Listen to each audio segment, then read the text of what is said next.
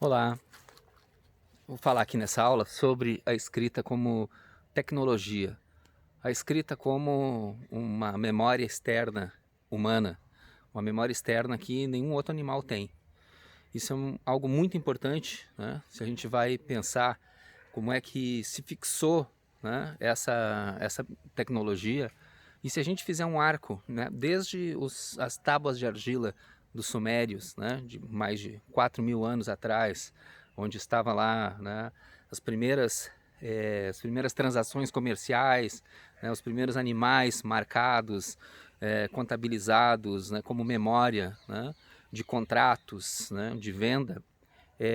Se a gente pensar dessas tabuletas de argila até hoje, né, com celulares, tablets, computadores, etc., nós vamos ter uma continuidade de uma história e uma continuidade de algo que é um elemento que todo escritor precisa encontrar, precisa entender como é que ele se relaciona com a sua, né, com a sua arte, com a sua escrita. Eu costumo dizer que a cultura digital é o F5, né, da história da literatura, da história da leitura. Na verdade, a literatura, a rigor, só existe quando a tecnologia tornou possível. E essa tecnologia é a escrita, né?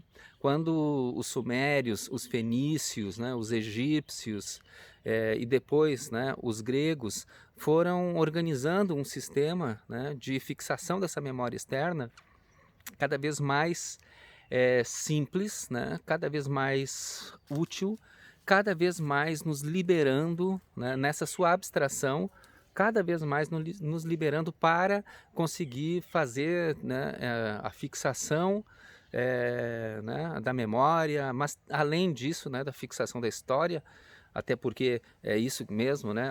Antes da escrita, tudo é pré-história, né? A escrita é o momento que divide, né, uma pré-história em relação à história, ou seja, ali começa a história, ali começa a fixação, né, dos acontecimentos, o ser humano consegue fixar, memorizar, criar essa memória externa, mas mais do que isso, ele fixa também os seus mitos, os seus símbolos, né, as suas histórias, a passagem do rito para o mito, do mito para a religião, da religião para a arte, né? Isso tudo vai sendo organizado com uma complexidade imensa, porque essa complexidade imensa se tornou possível a partir da enorme simplificação que foi, né, a criação do alfabeto. Quando os gregos, então, né, fazem né, toda essa modernização e vão tornando isso uma tecnologia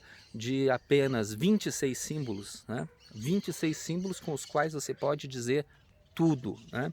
Diferentemente dos ideogramas né, chineses, da escrita oriental, né, hindu, etc., você vai ter, né, uma forma de organizar o mundo a partir de uma abstração enorme, né, apenas esses 26 símbolos, mas que vão te dar uma liberdade gigantesca para registrar e criar tudo, né? Então não é à toa que os primeiros momentos, né, ainda lá na Babilônia, os primeiros momentos são, né, de passagem desse ponto, né, de uma escrita utilitária, de uma escrita funcional, de uma escrita de memória que está ali dizendo, né, uma memória de transação comercial em que os escribas, na verdade, estão apenas, né, registrando, né, essas transações para, né, a história do rei Gilgamesh, por exemplo, né?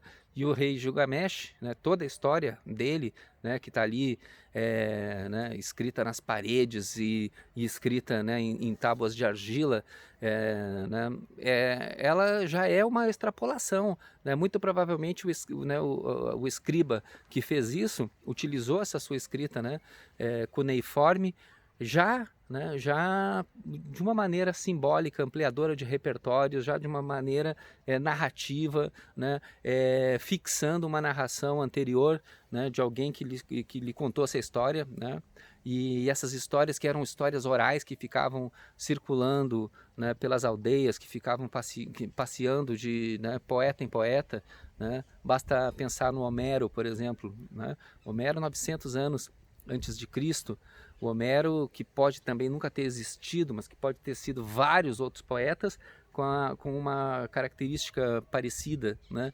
E a característica parecida é a cegueira, né? E essa cegueira de um bardo que tem uma memória gigantesca, né, que é a própria memória do lugar, a memória daquela aldeia. Pode ter havido muitos e muitos outros, né, Homero, e que eles, né, em conjunto vão, né, unindo, né, uma memória, né, nesse caso uma memória da tribo, uma memória desses diferentes lugares, mas que só é fixada, né, a partir ali do século 6, 5 antes de Cristo, na Grécia, quando aí sim começa a literatura. Por quê? Porque é fixado, né, em grego, é escrito, e aí passa do oral, né, da oralidade para a escrita.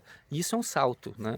É um salto tecnológico, é um salto que funda uma tradição, né? Não quer dizer que a gente, como escritores, não deva estar atento para a oralidade, muito pelo contrário. Nós devemos estar muito atentos para a oralidade, nos nutrindo da oralidade, dos mitos, né, nos nutrindo das histórias populares, de pescadores, das mentiras, né, enfim, de tudo aquilo que está ali vivo, porque é único, né, que são elementos de tradição oral, mas com uma unicidade absurda. Não é apenas para transmissão de moral, né, ou de religião, medos, né, limitações, tabus.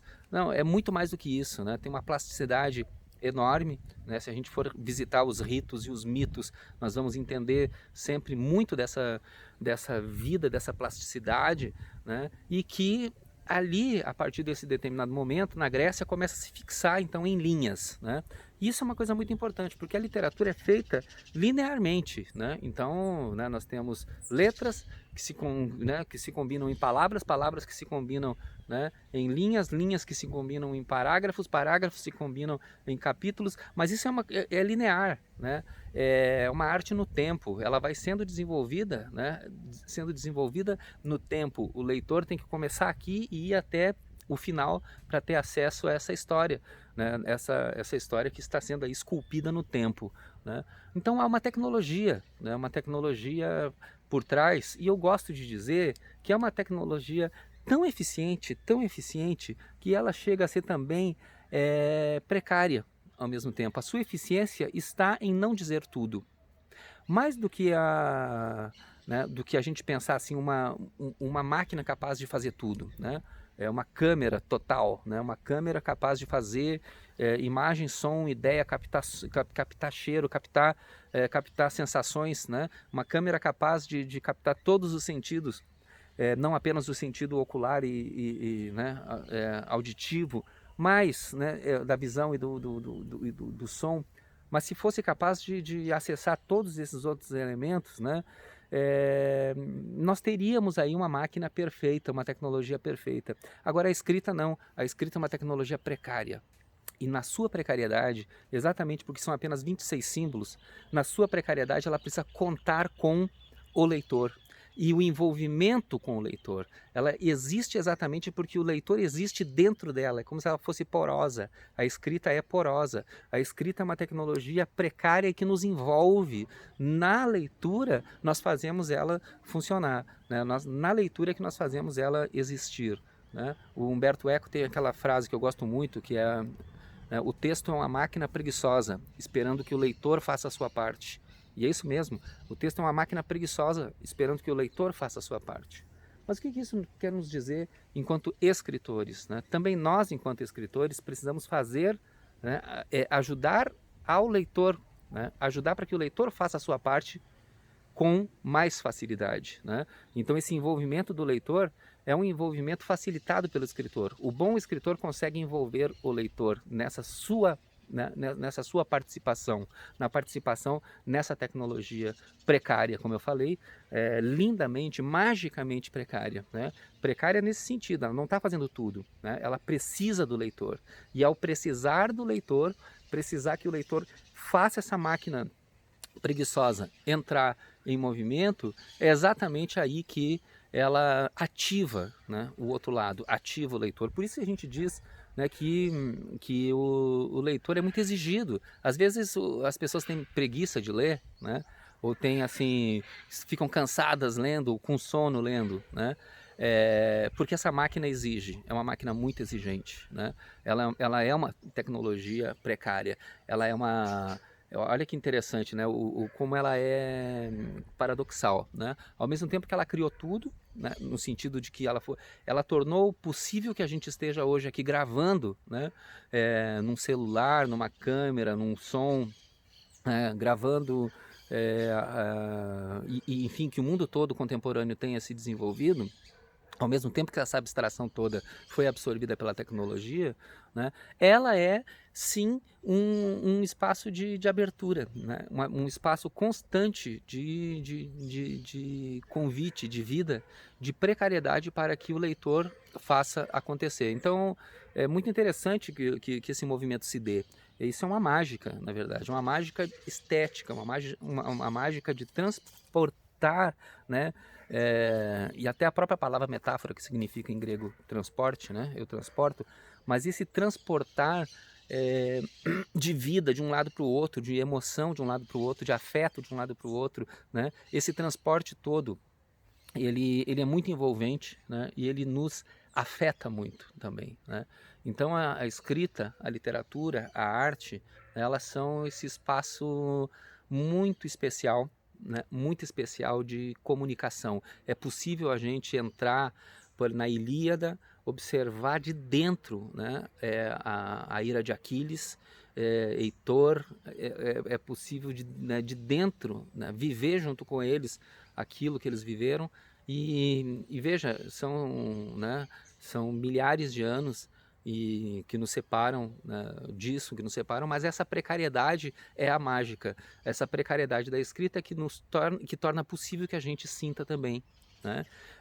A precariedade da escrita, ou seja, os espaços que existem na escrita que nos convidam para viver, né, aquilo que está ali colocado, né? E viver com o quê? Com as nossas sensações de leitor, com as nossas emoções como leitor. Por que eu estou falando isso? Já que nós estamos falando de uma aula de escrita criativa. Porque o escritor, né, que é um escritor que conhece o seu métier, ele sabe que esse mecanismo, né, que a sua arte se dá nesse encontro da escrita e da leitura. Então ele tem que fazer uma espécie de ótica reversa.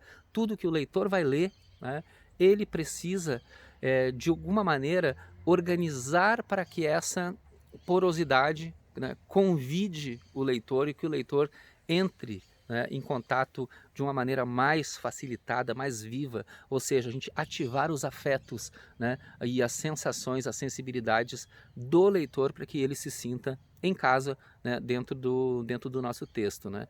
Então é isso, a escrita é uma tecnologia ainda bem precária, porque é ela que nos faz, né, vivos dentro da história, tá bem?